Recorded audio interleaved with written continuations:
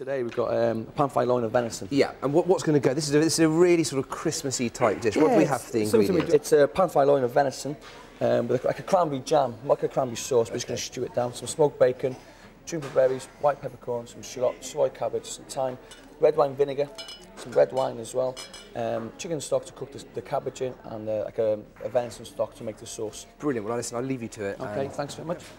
Okay, to start off this nice winter dish, we're just going to prep all the sinew off the venison.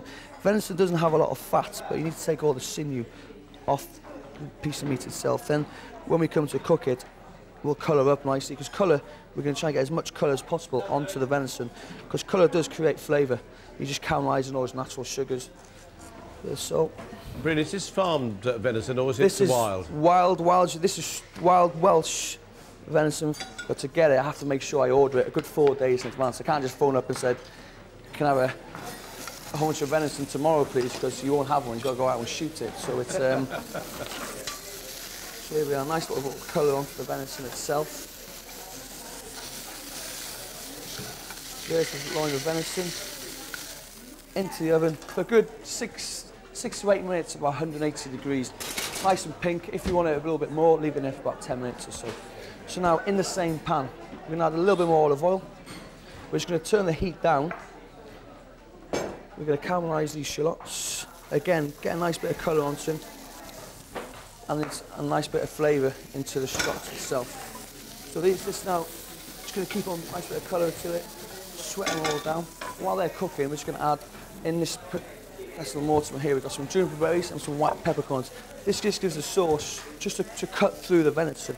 I think, because venison is so lean, you need something to cut through that meatiness. Into the same pan, we're going to put a little bit of thyme. Just take them off the stalk, just break it down so we can create some flavours. Putting the stalks in as well is fine. We're going to strain the sauce out after. Why do you use white peppercorns? Could you use black? You could use black, but black is much harsher, it's much stronger flavour. And the venison is quite a delicate flavour, so you put too much black peppercorns into it, I think you'd have a little bit too much warmth there, too much bit of spice there. So once it's all cooked down, a little bit of vinegar. Again, we're just going to reduce it down by half. A little bit of red wine.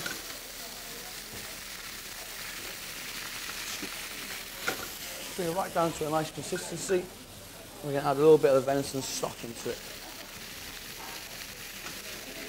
We'll just leave it there now to reduce down to a sauce consistency.